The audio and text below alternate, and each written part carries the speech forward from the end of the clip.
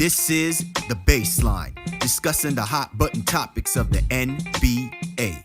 Welcome, everybody. You're tuned to The Baseline. Callie Warren Shaw discussing the hot button topics of the NBA. And this is our 2019 NBA Western Conference Finals preview between the Golden State Warriors and the Portland Trail Blazers.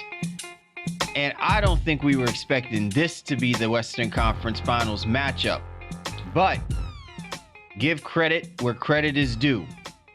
The Portland Trail Blazers pulled out the unthinkable for a team that has not reached the Western Conference Finals since the 2000-2001 season. But we all know that this now may be the greatest fight of their lives. And if you are the Golden State Warriors, this is probably what you would hope for. Maybe. But to discuss it all in what is definitely going to be an action-packed Western Conference Finals, let me go ahead and roll out the red carpet to my right-hand man, www.shawsports.net, Big Kahuna PNC, my brother from another mother, Mr. Warren Shaw, ripping out of Fort Lauderdale, Florida.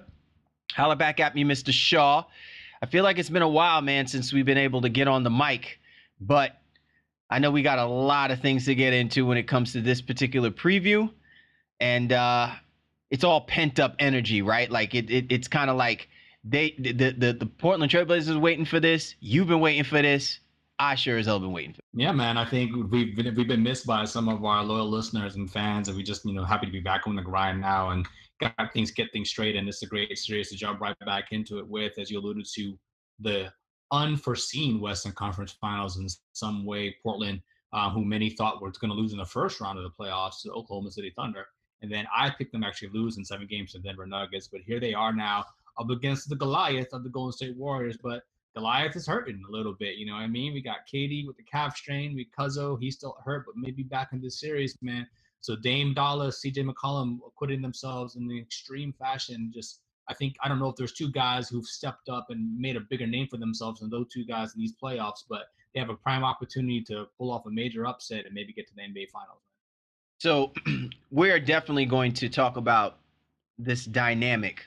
This kind of reminds me back in the days when the Hart Foundation would take on the British Bulldogs.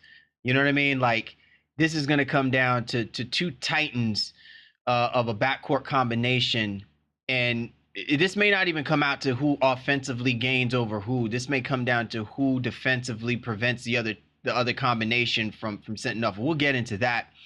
And then I think the other thing that is probably going to be one of the most important topics to discuss, Shaw, that I think has kind of arisen from what we have seen in both of these series, respectively, in the semifinals, is the emergence of the bench between both of these teams. Now, maybe some years ago, we thought that would have been the Achilles heel to what would have been the Trojan horse, right, for the Golden State Warriors. And what we questioned about them and their bench suddenly, came out of nowhere. And rested a lot of the doubts that we had about even coming out of the series against the Houston Rockets, or at least, putting themselves in a position where they didn't have to go through a full 7.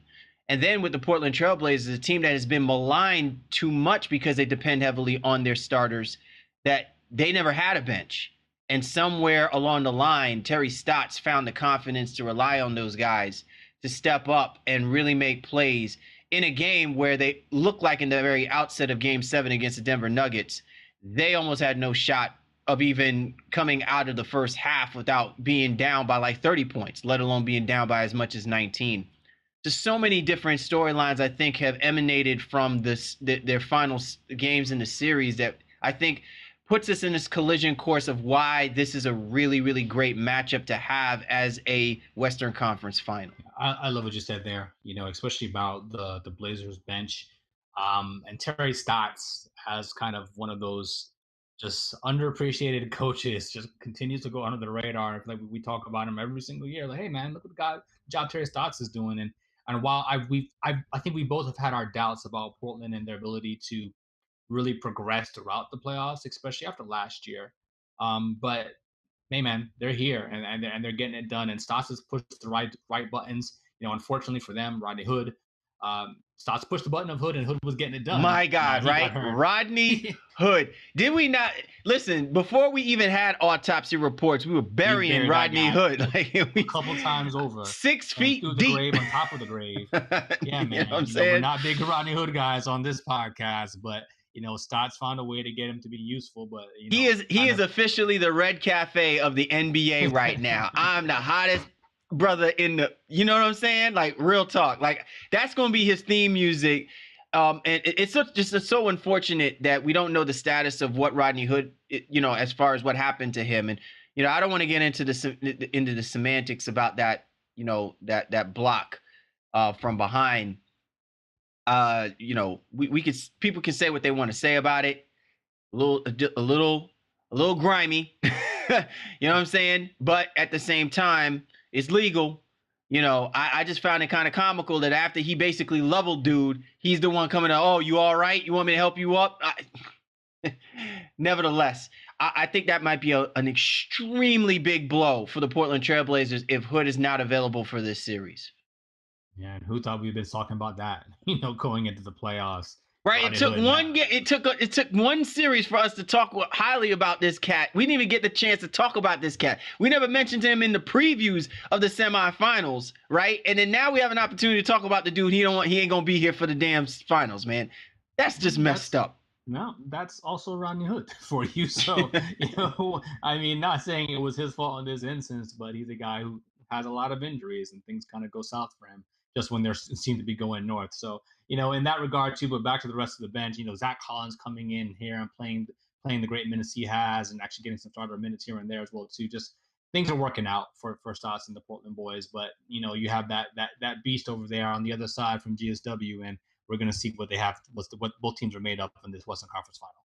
All right, so let's go ahead and get right into it, man, and let's talk about the starting matchups, right? Like, look, it can't be glossed over, right? The behemoth, not even the elephant, the behemoth in the room is going to be about the matchup with Steph Curry, Klay Thompson versus Dame Lillard and CJ McCollum.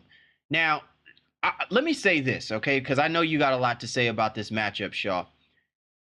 I wanna be the person who's gonna be like, yo, just slow your roll up real quick before we start getting way too heady about things. I personally feel like a lot of people are getting way too far ahead of themselves about this perceived matchup. I think that this is an excellent matchup. I think that this is a great opportunity. I think too many people are too far ahead of the curve about they made their bones by doing what they did to the Denver Nuggets. I don't look at a matchup between Damian Lillard and CJ McCollum, Jamal Murray, and Gary Harris as an equivalence comparison to what Damian Lillard and CJ McCollum are going to have to do against Klay Thompson and Steph Curry. It's not like these guys have not seen each other in the playoffs before. And as clearly as I recall, Steph Curry and Klay Thompson, with and without Kevin Durant, laid waste to the Portland Trailblazers in at least 4 of those, to get themselves to advance, right? So I don't want people to get this misconceived notion that I'm trying to downplay and I'm trying to take shine away from Damian Lillard and CJ McCollum. But I think people need to kind of pump the brakes a little bit and not elevate Damian Lillard and CJ McCollum to such a level that it should inspire this perception that they're just going to totally dominate Steph Curry and Klay Thompson. I still think that there's some proving grounds that have to be made if there is any hope for the Portland Trailblazers to get out of this series. They did enough to get past the Denver Nuggets. CJ McCollum elevated himself, but they're going to have to do a hell of a lot more if they're going to supersede, even without Kevin Durant, the combination of Klay Thompson and Steph Curry. And it's not even just from the offensive end, Shaw. It's from the defensive end. Well, I think it's a great point when you talk at it from the defensive side, because we all know what Dame and CJ are supposed to do offensively, but can they, in turn, now stop some of the juggernauts that Golden State has? And I think they do get lucky where KD is probably going to miss 1, 2, maybe even all of the series, however long it goes. And because they don't have the requisite kind of great wing player, they get lucky where they don't have to worry about trying to guard KD, at least for a little while. more Harkless and Aminu and those guys get to live a little bit, and Hood if he comes back. But they still have Curry that they got to contend with, and none of those guys are CJ or Dame are lockdown defenders. And while CJ had one of the biggest block of his NBA career, in that Denver series, that's not the norm. You know what I mean? That was an exception to the proverbial rule when it comes to their defense. So they are definitely going to be trying to give Klay and Curry all the buckets they can give them, but they've got to figure out a way to those guys out of rhythm as much as possible, and that's where Stotts does come in and trying to figure out, okay, what buttons do I push now to try to do that? Is it playing Evan Turner on a guy like Klay Thompson and saying, all right, man, just go out here and caution to the wind? Turner had the inevitable job of trying to guard Millsap in the last games, an oversized guy, an oversized big for Turner. Now Klay a little bit more his size. Can he make sure that he stays with them and doesn't give him the airspace? And I don't know if it's going to be, I would assume it's going to be Dame and maybe CJ at times as well too, that switch on to Curry. But then I guess you have the option to maybe, trying to cross match with a guy like Harkless. But I just think that's a bad matchup. So that's where I'm more concerned about Portland is defensively, because they don't have the lockdown guy that can come in here and, get those guys out of rhythm. And let me also throw something out here too.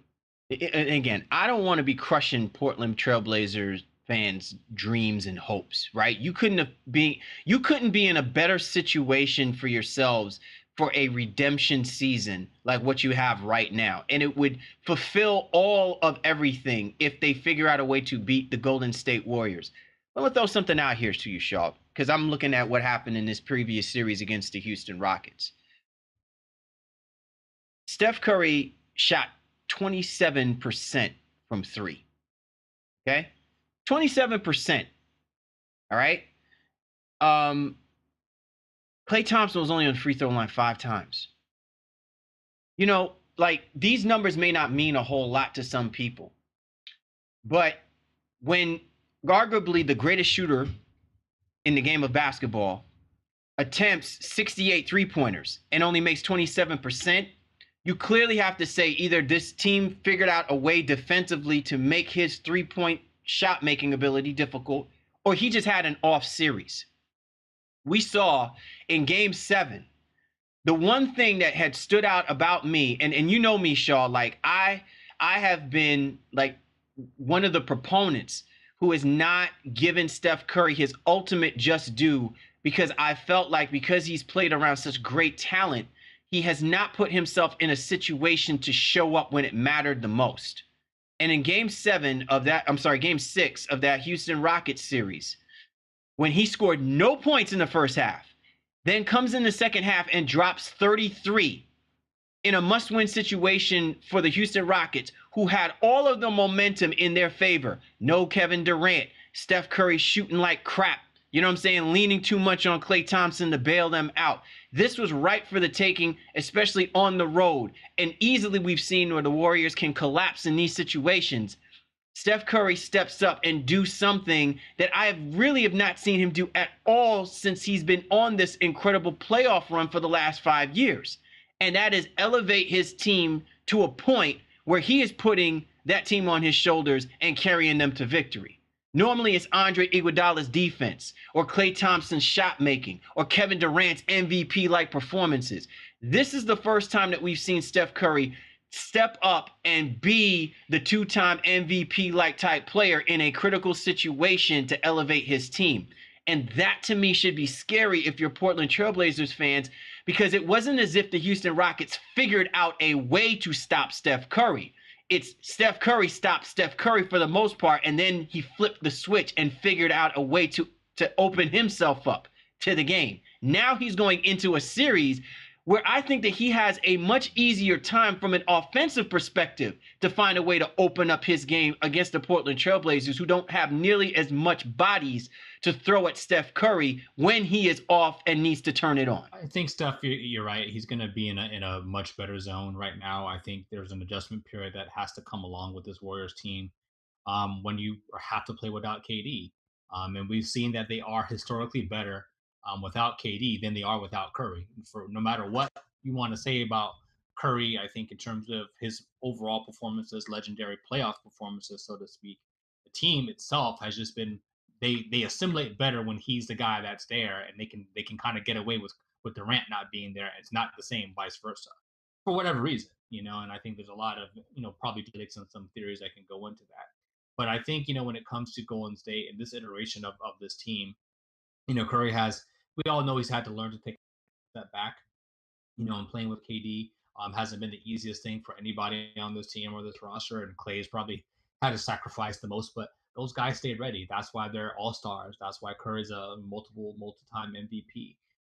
And I think you're right. He's going to have a much easier time of it in this series where the offense should probably be well. And I think in Houston the offense it was free flowing, but they put guys like Tucker on him and tried to make him work for it. And then in that second half in Game 6, it didn't even matter. He just figured out a way. He got a layup to go in, got 1-3 to go in, and then that was just kind of end of it. Like it just kind of cascaded from there. And I think in this series, with Dame trying to guard him or maybe CJ at times, that can definitely be problematic. Curry's probably going to go off for a 40-point game at some point in this series, maybe even in Game 1 or 2, just to kind of set the tone for who he is and what they need to do. But I think the guy you can never forget about is Klay Thompson, who just again he stays ready, and he's an ultimate pro. And in some ways, you kind of want to see what he could do if he was on another team. But if you're Klay Thompson, why would you leave this situation? So I mean, that's obviously getting down the road a little bit here too. But this Golden State team is very much prepared for Portland. But I think it's going to be a great series. I'm going to make a bold prediction. Klay Thompson, and when I say this, I'm not saying that Klay Thompson is the X factor in this series. We'll get into the X factors in a few moments. But I'm going to say this. I honestly believe that while Steph Curry may have like one of those transcendent type performances, I think he's capable of that. And, listen, if Terry Stotts does figure out a way to stymie Steph or put him, in a vice grip, through the course of this series, which to me will be the only way that they can assure themselves of an absolute chance in winning this series. I think that Klay Thompson is going to wind up being the the Western Conference Finals MVP. There's something about what I think we're missing here when we talk about the Golden State Warriors and whenever Klay Thompson makes an exclamation, whenever he is, let's just call it like what it is. When Klay Thompson is mad, when Klay Thompson is pissed, it somehow resonates, right? It just somehow resonates. We've seen this time and time again. When in a regular season loss to the Cleveland Cavaliers, the then LeBron James Cleveland Cavaliers, when Klay Thompson came out and said, "Man, I don't like this. I don't like that feeling. We should have won that game to give up this many points." That, you know what I'm saying? It doesn't even matter if he was saying it was on me. It's my fault. No, what he is saying is we need to stop this nonsense. And every time that he's come out and say it publicly, we need to stop this nonsense, whatever the nonsense is. And he leaves it for us to interpret and to analyze and be critical or whatever. But whenever he says that, somehow the team responds and they respect his gangster.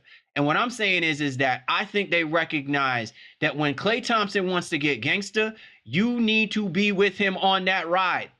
You know what I'm saying? You do not want to be the person who opposes his mentality, his mindset, and the way that he does things. And a lot of it is often set by the way that he defends the opposing team's guard or whoever their top player is or whatever the case may be. There's something to be said about Klay Thompson's ability to get the critical stops against players when there is momentum on their side.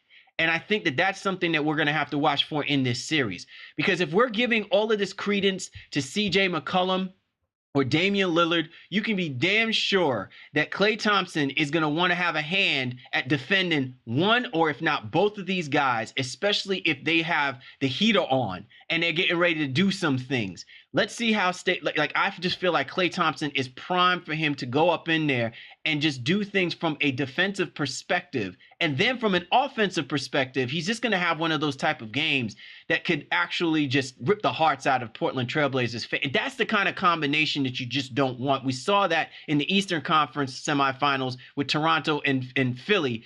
We could very well be seeing this in the Western Conference Finals with the likes of a Klay Thompson. Well, I don't disagree in terms of Klay's value and what he brings to this roster on both sides of the basketball. And there were some truly lockdown moments he had in that series against Houston. You know what I mean? Where he just he shut Curry the F down, or he shut Chris Paul down when they were trying to shake him and, try to get to the basket. And that's the beauty of the Golden State Warriors. Again, they have Did a you guy say like Curry or that who's Carl Harden? locked You meant in. Harden, right? You meant Harden? Harden. Harden and Paul? Oh, Yeah. okay. Yeah. So what ends up happening there, I think, too, for Golden State is that they do have two lockdown guys who they can play on the floor at any point. And, if they're feeling froggy, they can throw Draymond out there and be like, all right, well, let's see what you got. He can try to match up with with the McCollum or a Dame every now and then as well, too. But Iguodala and Klay, they're going to, see a lot of time. I think what will end up happening is Curry probably gets the cross match against a guy like Harkless or Hood or even Turner, if those guys are out there, and they take their chances that way, and they let Iggy and Klay try to lock down Dame and CJ. All right, so let's go ahead and talk about the benches, Shaw. I mean, we said this earlier. To see what the Portland Trailblazers were able to get, out of Harkless, out of Aminu, out of Zach Collins, who I just thought was phenomenal, in this previous series. I don't even think the Denver Nuggets even accounted for, the way that Zach Collins really contributed. Evan Turner. Listen, such a great call by Terry Stotts in the second half of that series to lean on Evan Turner to come out. And, people can say what they want to say. I honestly felt like the Celtics lost something when they lost Evan Turner. I had only hoped that this guy had stayed with our team. People can clown on him being a first round bust, this, that, and the third. But this guy has really evolved into being the quintessential role player that the guys like teams like the Golden State Warriors have with Andre Iguodala, or the Houston Rockets now get with PJ Tucker. If you're the Boston Celtics, you wish you had that same you wish you had three of those type of guys that are like an Evan Turner. Now, they probably had that with a Marcus Morris to some degree, but what Evan Turner gave the Portland Trailblazers in this series for the Denver Nuggets in critical moments, man, just really could not be measured. The perimeter shooting, the key rebounds, the defending with the second unit. These are the type of things that's what made the Golden State Warriors in the 4 previous years so dominant, is that they can reach back to their bench and have guys step up and do the little things that they were getting from their starters. This was the moment where the Portland Trailblazers got that from their bench, and it'll be interesting to see if they can replicate that now in the series against really what's going to be their evil twin, the Golden State Warriors. I think Portland, as we alluded to, with Stotts, he's been able to figure it out and get those buttons pushed and get them pushed correctly. In the case of Turner late in that series, his defense, he's only averaging 1.8 points per game in the playoffs, but it's the intangibles. And I talk about it incessantly on our show, just the ability to do situational type things. Is it situational defense, or is it abandoning the three like CJ McCollum did to end the series, and taking the best efficient shot for yourself, because you just need to put points on the board. And 3 and guys like Rodney Hood and guys like even Steph Curry, and guys like Zach Collins and Evan Turner, they played the role. Myers Leonard as well too. They played their role. We all know right now Dame and CJ are actually the top 2 scoring players in the Western Conference right now, outside of Durant. And again, we don't know if Durant will be in this series. So they're the top highest scoring players left in the Western Conference playoffs right now. So they're both on the same team, and the rest of everybody else just assimilates around that. Cantor doing a good job averaging a double-double throughout the playoffs as well. Aminu, playing in spots and getting big minutes still at the same time. But you're right, this bench has come alive for the Portland Trailblazers, and if they have any hope of doing in somewhat what some would think is the unthinkable, it's going to take the efforts of hopefully a healthy Hood, Seth Curry, Zach Collins, Evan Turner, and Myers Leonard just playing their roles respectively, not trying to do too much. Don't need you to go out there and get 30 a game, but we need to make sure when you're out there, you're playing great situational defense. And if you have a shot, take that shot and knock it down. Yeah, I think that's one key thing, Shaw, that I think is really important, is how much dependency. It's not even how much dependency Terry Stotts is going to have on his role players. I think it's going to come down to the dependency of Damian Lillard and CJ McCollum, the dependency that they're going to have on the role players, because in essence, the ball is going to be in their hands. So let's not act like, one of these other guys are going to suddenly flip the switch and give you Rodney Hood like type performances. I quite frankly, if they don't have Rodney Hood at any capacity, during this game, this is going to be a problem because you're going to tell me what Zach Collins is going to figure out a way to score the basketball the way that Rodney Hood did against the Denver Nuggets. Zach Collins, I'm sorry, not Zach Collins, Myers Leonard. You know what I mean? Like maybe you can ask this of Evan Turner. Maybe you can ask of this from Seth Curry, but I don't think that Stotts is going to put them in that kind of a position unless they have a rhythm going and he just doesn't want to take them out. I really think that it's going to come down to how much reliability, how much confidence Damian Lillard and CJ McCollum is going to have in these guys to get the open shot. I think that Steve Kerr is going to look to figure out a way to build a wall to make it difficult for guys like CJ McCollum and Damian Lillard to just have their way inside the paint. It's not even a question about kick out. I think Kerr is confident. If Lillard and McCollum get in the paint, they're taking the shot. And why not? Because that's exactly how they abused the Denver Nuggets in that game 7. So nothing is going to change as far as that style of play goes. But I do think they can nullify the Enes Kantors and the Collins and the Leonards and all of their wings and their bigs, force them to shoot uncomfortable perimeter shots and leave it to these guys to do those floating runners, to shoot those difficult shots, within the paint. The Warriors are good when they want to play that kind of defense and lock down, even if they don't have Kevin Durant. And it'll be interesting to see whether or not those two superstars over there in Portland are going to be able to kick the ball and kick the rock confidence to their teammates for them to try and get a better shot because of the wall that the Warriors are going to build.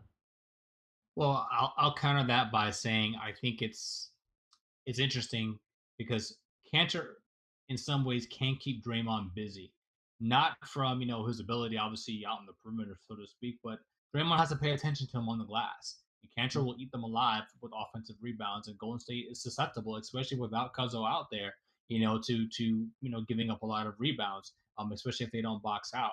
The interesting thing about this though is because they don't, and this is where another point about Hood being so valuable in the series potentially, because if they do the cross matches like we're suggesting that will happen, right?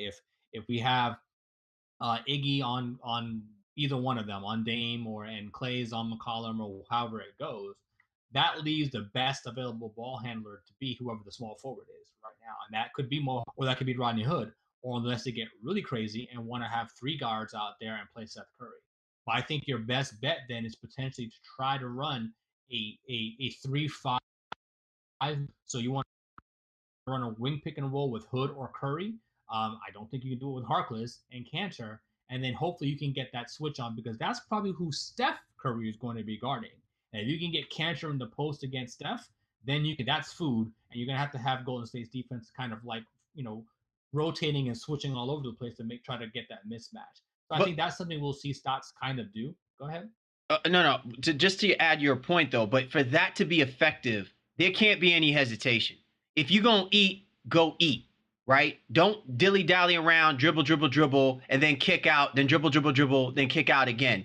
Because that is where the Golden State Warriors have you, is if they force you to kick out when you really should be taking advantage of the mismatches when they're in front of you. And they're very good at playing a deceptive style of defense where they make you think like they're coming to trap or force you to think you're taking the bad shot, then you don't take the shot you really should be taking because you truly do have that advantage. And we've seen that from time to time, especially with Cantor. As good as he is offensively, he takes himself out of games because he doesn't go at the mismatch that he has the way that he needs to. Yeah, well, and again, I said I'll even counteract my own point too, is because a lot of guards feel like, hey, Draymond's on me. If you get that switch, well, you got to make sure that you get the angle now. You have to make that pass quick because Draymond is also very good and using his length, especially on smaller guys, you have to smother them so they don't have a clear passing angle as well. So if you get that pick and roll and you get Draymond to switch on to, you got to find a way where you get that window and get it to Cantor on the block so then he can go out there, and beat up on Steph. Otherwise, you're right. That defense will rotate its way back around and find some way to negate some of that. And that's why, again, I think in some ways for me, defensively as well too, the play of Kevon Looney is going to be pretty big for Golden State right now. just in order to be able to make sure another body to keep Cantor off the boards. But another big that they can play sometimes in tandem alongside Draymond if they don't necessarily want to use that death lineup, so to speak. I mean, it's hard to do that right now, obviously, with KD not being there. But I think Golden State, they have some answers to what Portland may want to do. But it's not to say that the Trailblazers don't have some opportunities to capitalize if they're smart. And again, I don't want you to try to go out here and make guys do something that they're going to be uncomfortable. That's why I'm saying it can't be Harkless trying to dribble the basketball, 4 or 5 dribbles into pick and roll. He's not going to run pick and roll. But I think you can run it with Hood. I think you can run it with Seth Curry if those guys can, again, take the turn. Or even Evan Turner, who's obviously very adept at handling the basketball himself. All right, so let's go ahead and talk X factors. Who are your X factors for Portland? Who are your X factors for Golden State? Well, you touched on it already for me, and we've talked about all these guys on the bench. It is probably the Portland bench collectively, but really it's Zach Collins and what he's able to do. Can he be a defensive presence in there for them? To deter Curry if he does come into the lane and trying to shoot floaters or he's skated by his man. Can he do that and do so without fouling as well? Keep Draymond at the board, maybe even get some more offensive rebounds for his team, for the Portland Trailblazers. And like I said, I already talked about it from the Golden State side. I think it's good. If you're gonna ask me for the Golden State Warriors, I really feel like the X factor, to your point, it's kind of interesting that you mentioned his name is Kevon Looney. This guy is such a conundrum to me, man. 1 minute he looks like he's capable of playing with the starting 4 for, you know what I'm saying, the Golden State Warriors, and then the next minute, he looks like he should be relegated, to behind Jordan Bell, who doesn't even see any minutes, literally. You know what I mean? Like, so that kind of inconsistency just can't fly.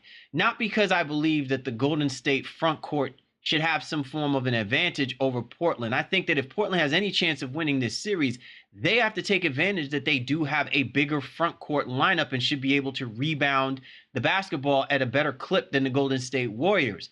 But part of this is going to come down to a team who has fulfilled defensive promise. When they have turned it on from a defensive perspective, right? They can rely on certain players to make key plays. You never have to worry about Draymond Green. You never have to worry about Klay Thompson. You never have to worry about Sean Livingston or Andre Iguodala. Those guys are defensive stoppers as well as offensive key players. And with Portland, I feel like it's going to come down to who is going to be able to replace the points that Rodney Hood gave you in this previous series. So whether it's Zach Collins, Seth Curry, Evan Turner, Terry Stotts has got to find somebody that's got to be their third man, because I guarantee you the focus and the attention is going to be stopping one, if not both, of the Portland dynamic duo. You're right. And so somebody is going to have to open up that opportunity. Enes Kanter, right? Like, he, to me, may have to be that big three, may have to be their Nurkic, so to speak. And provide and dominate in a way offensively that forces the Draymond Greens, the Kevon Looneys, the Jonas Jerebkos, force Kerr to have to keep digging deep into the bench to only get limited productivity from the bench, and then allow that to open up more opportunities and space for the wing players and also for Damon and CJ McCollum. So, that to me is going to be the keys as far as the X factor goes. I think Enes Kanter. And I think for the Golden State Warriors, I think Kevon Looney, and, listen, I could probably just throw out there anybody who wants to play the 5 position and stay on the floor long enough so that, we can actually see their name against, the 1/3 line. So. Yeah, and they still have, Bogut as an ace in the hole, maybe, or maybe not an ace. Maybe he's more like a 7 of diamonds or something like that. Yeah, like as the extra shrimp on the barbie. Yes, I know. Like, yeah, just throw him on the grill. Like, no. Not quite sure what his role is supposed to be right now. The minutes have been real sparse for Bogut, but nevertheless, I think Golden State they have some players that I think Kerr's been able to go out there and he's been able to press some buttons at times too and get production out of some of his players. But right now, they in the playoffs have been pretty top heavy, at least offensively. And those guys that come in, their job is really just kind of similar to Portland. Just come in here, rebound, play defense, and don't get in the way. If you have a layup, go ahead and take that. But I think the rest of them have just really been just trying to play behind the greatness of Durant when he was there for 11 games, Klay, Draymond, and Steph. But Iguodala's had some big games too. He hit like 5 or 6 threes in that game 6 against Houston. So, this team is a well-oiled machine and they know their roles, but they're going to have their hands full against Portland, man. I'm excited to see how this one turns out. All right, so let's talk about it. Who wins how many games? Unfortunately, I do think Golden State is going to take this one. Just by virtue of their overall experience and not shrinking in the moment, so to speak. But Portland has some great opportunities here, man. If they can get, up 2-1 or something like that, without KD back or something, then, this all bets could potentially be off and this can go in their favor. But I really just feel like Golden State is going to answer the call here and probably take them out in 6 games overall. But it's going to be competitive. It's going to be exciting. I don't think there'll be any blowouts in this series at all. I think we're in for a really, really good competitive 6 games. But, unless, again, Portland can somehow turn the tide with KD being out, Golden State's going to win this one. Golden State in 6. I just think that while I was so I'm just beyond the moon impressed by what the Portland Trailblazers have been able to do so far this year. And this has been an incredible season up to this point. There is just another level that they're going to need to go. I don't know if they're going to be able to get there because the unfortunate circumstance is the Golden State Warriors played their conference finals in the semifinals with the Houston Rockets. And in some instances, you can look at those type of series and say, all right, now they've been worn out. This team has taken them to the max. I just think that after this series with the Houston Rockets, it's just started to get things going for the Golden State Warriors. I think it has opened up a sleeping giant. This has nothing to do with respect. It has nothing to do with disrespect. I think it has to do with recognizing the greatness of certain teams. And the Golden State Warriors knew that by doing what they needed to do against the Houston Rockets, this wasn't going to be a question about what these guys are going to bring to the table when they get to the finals. It's going to be a question of what can the other team do to elevate themselves for what the Golden State Warriors have just shown us. I just think it's too tall a task. And I think that it's going to permeate to the rest of the team around Klay Thompson, Steph Curry, and Draymond Green, how these other guys have stepped up and have kind of reminded us of the 2015 Golden State Warriors that went on to win a championship. This, to me, is nothing, to slight the Portland Trailblazers. I just think it's too tall a task to ask CJ McCollum and Damian Lillard to play now. If the situations had switched and the Golden State Warriors maybe played the Houston Rockets in the first round rather than playing them in the semifinals or whatever the case may be, then I would see this being pushed to 7. But there's something about what I saw from the about that Houston Warriors series that now just makes me feel more emboldened about how I can respect the Golden State Warriors about how they're approaching this particular series. They are not taking the Portland Trailblazers lightly. And I just think that the Trailblazers have to summon up something so far greater than just what they did against the Denver Nuggets to be able to beat even that combination that's going to be on the court that doesn't even have Kevin Durant. I still think that the Golden State Warriors will do it, and they'll do it in 6. Yeah, and I think in short, in some ways for Golden State, it's just them going back to, their original iteration of their championship pedigree. It was just us. You know what I mean? There was no KD, and people make a bigger deal about that than I think is necessary. And that is a luxury of a team like that where they have multiple superstars. And I think for Portland, it's unfortunate because all we do is we keep pushing the goalposts back. I think for a long time it was like, well, Dame is that guy, but is CJ really a clear cut number 2? Can he be there and be supportive of Dame when necessary? Well, now CJ's proven that, and he has done that. Yeah, but now right. like, we talked about this, that these guys 3. both want to be alphas, right? Didn't we talk about this in one of our podcasts about whether or not Damian Lillard and CJ McCollum can coexist on the same team? You had brought up more of the financials. I just brought up more about the mentality about where both of these guys really want to be. See, to me, CJ's the type of guy that he wants to take over game. He right now, this is why I said that the Portland Trailblazers' evil twin is the Golden State Warriors, because CJ has that Klay Thompson mechanism in him, right? You can see that he wants to run things, but he also understands that he can do something great with what he's doing right now. The only difference is that the Portland Trailblazers haven't won enough for him to have that Klay Thompson mode in him, but it's in him. He can easily be an alpha if he wants to. And it's funny because he basically took a step back during the regular season to let Damian shine. And Damian finally has now allowed CJ to elevate himself. So like they're now these little mini Splash Brothers thing going on right over here in Portland. And what you've already been seeing for the last 5 seasons with Steph and Klay Yeah. So again, I just think it's interesting that now we are though asking for a third guy for Portland. Now that CJ is finally Begging. proven so far in this series in 14 games. Like, all right, well now who's going to be the third guy? Because we feel like your two guys can probably get shut down, and now you're looking at guys like Cantor and Rodney Hood who and maybe Steph Curry or Zach Collins, who just they've never had to perform in this type of light before. So, and I think there's some hope that, from the old days in the driveway, Seth can maybe go out there and I know all of Steph's moves and maybe he can do something to defend and maybe give this team a spark. But I think that's just wishful thinking. Golden State in 6, man. I think, but again, it's going to be a great series either way. All right. Well, so what do you guys think? You think Warriors? You think Trailblazers? Either way you slice it, just because we didn't say it's supposed to go a full 7, don't mean it won't be a hellified series for you guys to watch.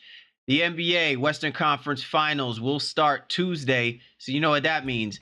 We already got this podcast ready to roll out for y'all listeners. But we definitely want to hear from you. Be sure to get at us at Shaw Sports NBA, or get at me at GameFaceLee. The show's Twitter handle at NBA Baseline. Once again, we'd like to thank you and yours for tuning in, and we hope you guys enjoy a fabulous NBA Western Conference Finals. For the Baseline, Cali, Warren Shaw, we appreciate you guys, and we'll catch up with you next time.